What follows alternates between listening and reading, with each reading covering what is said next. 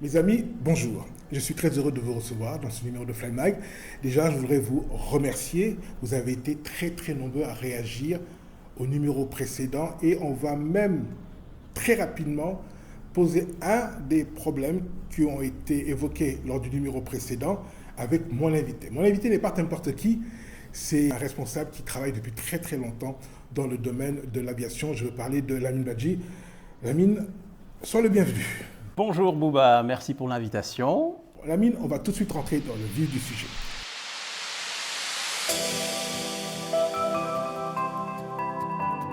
Dans le dernier numéro de FlyMag, j'avais évoqué les problèmes de flotte qu'a la compagnie sénégalaise.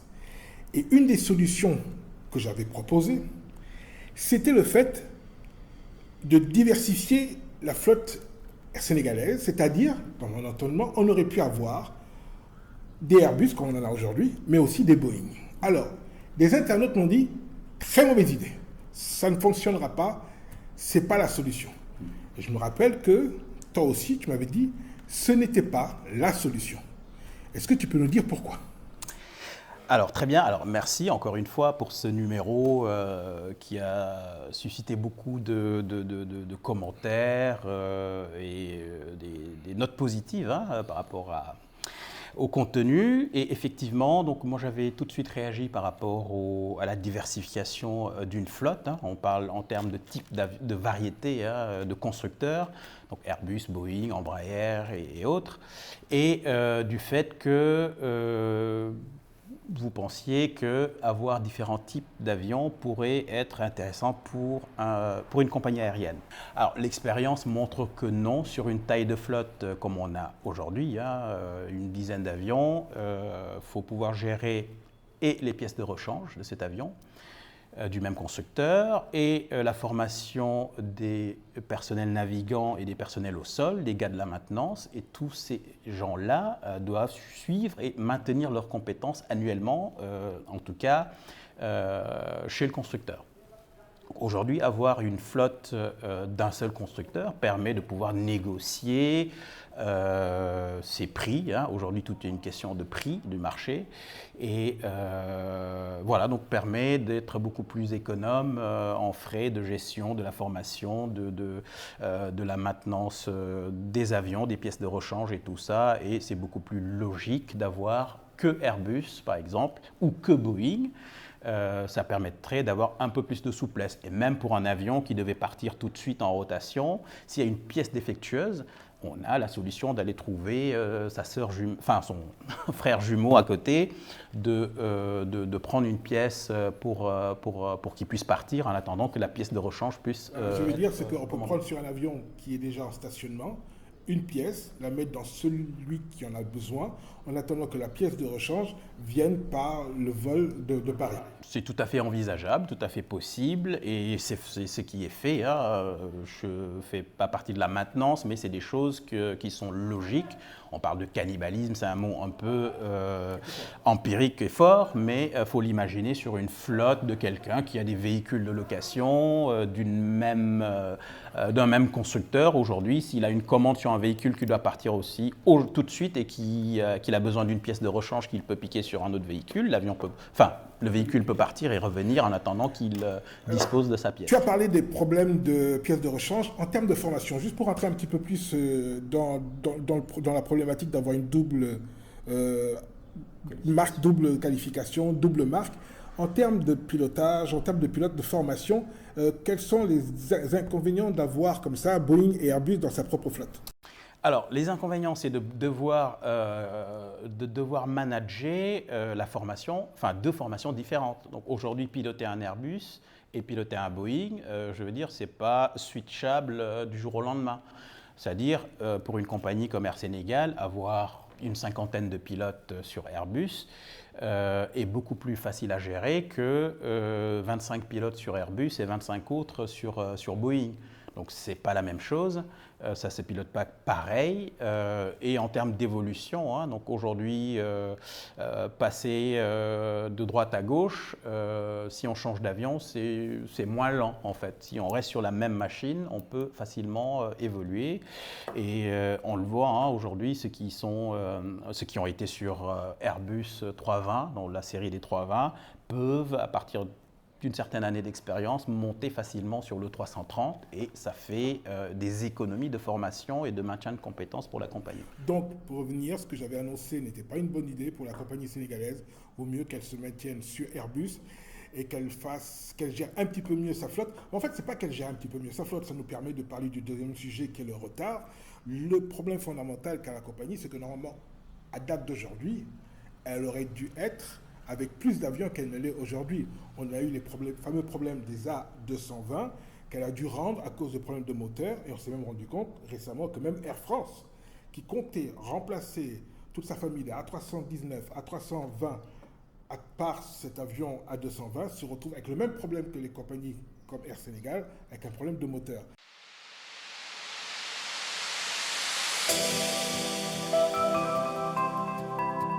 Les retards chez Air Sénégal, on en parle, on en reparle, et tu m'as dit, un, c'est pas leur faute, la plupart du temps, et deux, ils sont pas les seuls à être en retard. Alors, tout à fait. Alors, les retards, il faut comprendre. D'abord, c'est pas leur faute, oui et non, parce qu'aujourd'hui, on a un réseau qui est surdimensionné par rapport à la taille de la flotte. Donc, on parlait de la taille de la flotte. Aujourd'hui, il faut savoir qu'on a, 6 avions qui tournent bien, en sous-régional et en international, et 2 avions, on va dire, ATR qui restent dans la sous-région Cap Skirring, Nouakchott, Praia, Bissau. Aujourd'hui, il faut savoir qu'Air Sénégal dessert des villes de Paris, si on va du nord, jusqu'à Libreville, au sud. Et d'est en ouest, on passe de Baltimore, New York, et jusqu'à Jeddah bientôt. Donc imaginez, tracez ce carré-là sur la carte du monde, voyez quelle distance ça couvre, et faites l'exercice de devoir gérer une vingtaine de destinations avec 6 avions. 6 avions, parce qu'en fait, les 8 avions ne sont jamais en exploitation. Donc, on a 6 appareils, donc forcément, avec une taille de réseau pareille, j'imagine, si en retard sur un tronçon, forcément, effet domino, ça se répercute sur le tronçon suivant, celui d'après et celui d'après. On prend un exemple tout bête, hein, les avions ont une tendance à partir la nuit, à partir de Dakar vers l'Europe, principalement, ou le Maghreb, Casa et autres. Si ces avions-là partent en retard pour n'importe quelle raison, hein, mais ça va se répercuter sur les vols suivants qui vont partir de l'après-midi jusqu'au soir vers les destinations africaines, on va dire, hein, anciennement la côtière, comme on l'appelait, c'est du Bamako, Conakry, Abidjan, ainsi de suite. Donc ils vont ensuite partir en retard. Ils vont revenir en retard et repartir de nouveau en retard pour les vols de la nuit en Europe. Donc on a cet effet domino qui, aujourd'hui, ne permet pas à la compagnie, en tout cas, d'avoir cette souplesse de pouvoir gérer un retard et de tout de suite pouvoir trouver une solution pour le combler. C'est-à-dire qu'il n'y a pas un avion qui est dans un hangar, qui peut être utilisé tout de suite, parce que justement, il y a l'avion qui est en panne. Tu me racontais l'histoire de l'ATR qui devait aller sur Nouakchott en panne, et que donc finalement, on demande à un avion qui est déjà là, prêt à partir, de faire la liaison pour remplacer l'ATR, et là, automatiquement, on est en retard. Alors, moi, ça m'est arrivé à 2 ou 3 reprises, pendant que les ATR étaient en panne, donc les 3, 19 ou 21 devaient assurer la liaison que les ATR ne faisaient pas.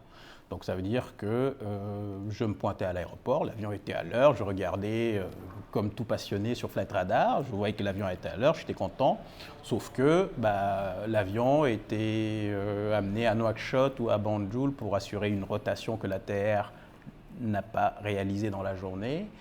Et ça fait tout de suite 3 heures de retard sur son vol qui doit partir la nuit vers l'Europe. Donc c'est un problème de surdimensionnement du réseau par rapport à la taille de la flotte. Est-ce que ceci explique le retrait que la compagnie envisage, parce que je dis envisage des escales de Milan, des escales de Marseille, des escales de Barcelone. Je crois qu'il y a une escale qui a été remise. Le Milan a été repris. Alors oui, ça peut résoudre le problème, mais aujourd'hui, j'ai envie de dire, ils vont revenir sur Dakar, Marseille, Lyon. Ils vont revenir au mois de juin, mais toujours avec les mêmes équipements.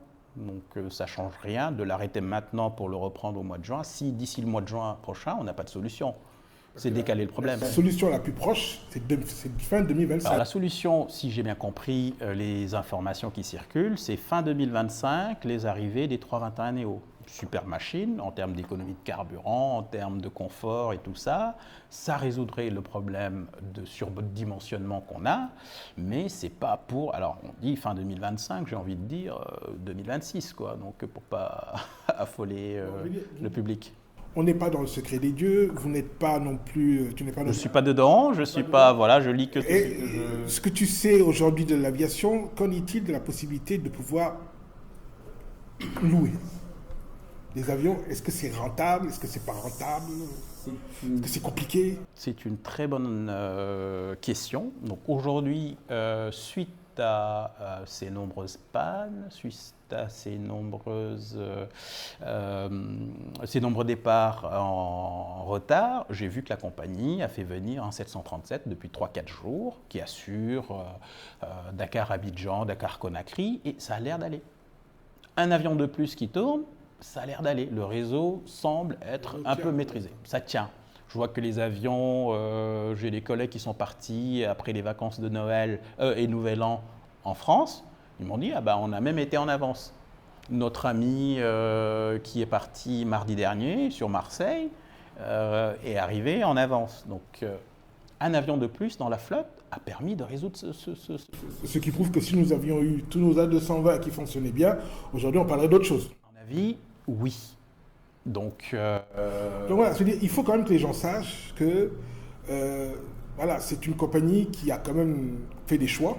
Ces choix aujourd'hui sont avérés mauvais, mais ce n'est pas la faute de la compagnie. Même Air France subit les mêmes problèmes, les mêmes déboires, et qu'on ne prend pas une voiture comme on va juste au coin de la rue, il y a des voitures en stationnement à vendre. Un avion, ce n'est pas la même chose. Alors, je reviens sur Alors, si le 220 marchait correctement, aujourd'hui, on aurait eu 4 ou 5, voire 6 220 sous la main ou proche à venir. On n'aurait pas eu ces problèmes. La compagnie avait bien anticipé avec la formation des pilotes, commandants de bord et copilotes qui étaient prêts à recevoir et exploiter cet avion. Quand on a fêté la Coupe d'Afrique, quand on est allé chercher la Coupe, c'était avec la 220, avec un personnel qualifié et la compagnie était prête. L'avion n'a pas suivi. L'avion, lui, n'était pas prêt. À l'époque, on se posait la question en tant que passionné, pourquoi Air France n'a pas de problème? Tous les mois, ils ont une nouvelle A220 qui arrive. La semaine dernière, qu'est-ce qui a été publié? Air France a les mêmes soucis de moteur et même de formation de pilotes sur ces appareils A220. Donc ce n'est pas non plus la grande joie chez Air France sur ce même appareil. Ça ne pardonne pas, nous, notre choix qu'on avait fait sur le 220.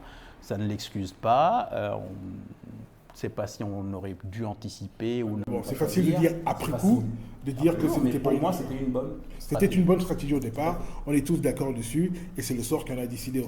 Je voudrais qu'on brosse très rapidement, parce que là, on arrive à la fin de cette émission de Flight Mag. Il y a un an de cela, on avait reçu une notification de l'aéroport de Blaise-Diagne comme quoi il y avait un problème de kérosène. Ça avait quand même créé beaucoup de tensions. Mais on avait annoncé ça à l'avance, ce qui avait permis aux compagnies aériennes de pouvoir prendre toutes leurs dispositions.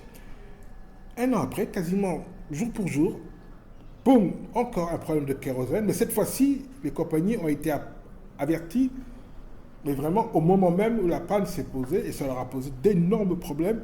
Et là, on peut se poser la question de savoir, de situer les responsabilités, parce qu'en fait, dans le fond, du kérosène, c'est quoi? C'est un produit qu'on achète, on l'achète, on le stocke, parce qu'on connaît la consommation à l'avance de ce kérosène.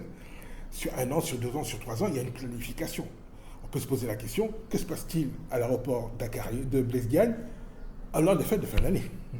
C'est une très bonne question. Je n'ai pas la réponse malheureusement, mais c'est surprenant de voir que, en tout cas avec les objectifs que sont fixés cet aéroport, qu'il y ait des pannes de carburant. étant voyageur régulier en revenant à Dakar en pleine période de fête, c'était le rush total, c'est-à-dire nos bagages ont mis 8 heures pour sortir après l'atterrissage parce qu'il n'y avait pas assez de tapis, il n'y avait pas assez de personnel bagagiste, il n'y avait pas même de chariots. On courait vers le duty-free pour se ruer sur les chariots. Donc il y a un problème de dimensionnement aussi de cet aéroport par rapport à ce que l'aéroport peut envisager de faire. Je suppose que ce manque de carburant, qui n'a duré que 12 heures, hein, grand maxi, parce qu'on a vu que les premiers départs du matin, comme Ethiopian et autres, ont pu se faire normalement et que le lendemain, tout était revenu dans l'ordre. Je suppose que c'est un problème d'anticipation. Voilà, je suppose que c'est des choses qu'on peut éviter à l'avenir parce que les conséquences ont été mais vraiment très très dramatiques, surtout pour des passagers qui venaient atterrir le soir à Dakar. Certains ont été déroutés vers Nouakchott et ne sont arrivés à Dakar que le lendemain. Justement, je prends la balle au bon. Tu dis que l'aéroport aujourd'hui, 8 heures pour attendre les bagages, ce qui prouve qu'aujourd'hui l'aéroport est congestionné, mais il n'est pas congestionné sur 24 heures. Il est congestionné, on est d'accord, sur une partie de la nuit. Donc, est-ce qu'il faudrait agrandir l'aéroport tel qu'il est prévu? Parce qu'on sait que dans le plan directeur de l'aéroport, il est prévu de doubler, pour ne pas dire tripler, cette zone aéroportuaire, une partie à gauche, une partie à droite. Mais est-ce que ce n'est pas aussi une meilleure répartition des vols, en sachant quand même que les compagnies aériennes ont plus intérêt à partir de la nuit pour pouvoir assurer les connexions chez eux en Europe pendant la journée, le matin? Alors, la répartition des vols me semble très compliquée, sachant que la plupart des vols qui arrivent viennent d'Europe, on va dire, hein, principalement. Et ce sont des gros porteurs qui vont poser entre 20h et 23h, minuit. Sur ce créneau-là, je pense qu'aujourd'hui, on est chargé. Si d'autres vols doivent se faire sur ce créneau-là, même au niveau comptoir d'enregistrement en haut, je ne vois pas de place. Maintenant, obliger ces compagnies à prendre des créneaux en journée parce qu'il y a moins de vols, je ne sais pas la faisabilité, c'est à voir avec les Au moins, on peut se réjouir d'une chose. Entre 2017, je crois que l'aéroport date de 2017, entre 2017 et 2023, voici un aéroport qui a largement atteint ses objectifs et qui aujourd'hui demande à ne pas rater le coche de l'agrandissement. On parlera quand même un petit peu aussi de nos chers compatriotes, parce que tu sais, tout à l'heure on a parlé de retard d'Air Sénégal. Je crois aussi qu'une partie des retards d'Air Sénégal est due à l'indiscipline de nos compatriotes sénégalais au niveau des enregistrements. Parce qu'il m'est arrivé de voir une personne avec 2 fois 23 kilos, la première valise faisait déjà 40 à elle toute seule. Alors, j'ai eu à le signaler plusieurs fois, hein, donc ayant la chance d'être voyageur fréquent pour le travail et pour les loisirs. Quand on rentre dans l'aéroport et qu'on regarde les comptoirs d'enregistrement, tout est fluide, sauf chez Air Sénégal. Pourquoi? On a des files d'attente peu maîtrisées. On a surtout des passagers peu disciplinés en termes de taille et de poids de leur bagage à enregistrer. Donc on se retrouve souvent à les écarter pour qu'ils mettent le poids qu'il faut, qu'ils reviennent, qu'ils sont en train de négocier. Comme ils se disent que c'est une compagnie nationale, bon, tout doit être négocié comme à Sandaga ou à Koloban, ça retarde aujourd'hui les départs. Donc on est à 40 minutes du départ, il y a encore des passagers non enregistrés. Donc c'est des appels sans cesse pour que ça soit fluide. Nos passagers n'aident pas la compagnie à partir à l'heure.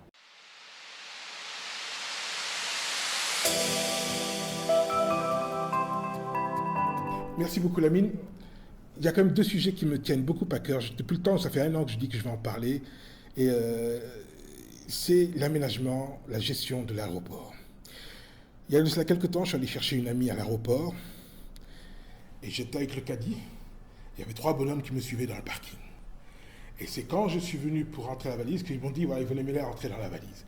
Et entre-temps, sur le chemin, j'ai eu des cambistes, j'ai eu des personnes qui voulaient me vendre des cartes de téléphone. Je m'étais dit que quand on allait aller à Dias, tous ces travers de la compagnie de l'aéroport Léopold Sédar Senghor allaient disparaître parce que Dias est au milieu de nulle part. Et visiblement, on a conduit les mêmes travers. Il n'y a pas d'agent de sécurité à l'intérieur du parking.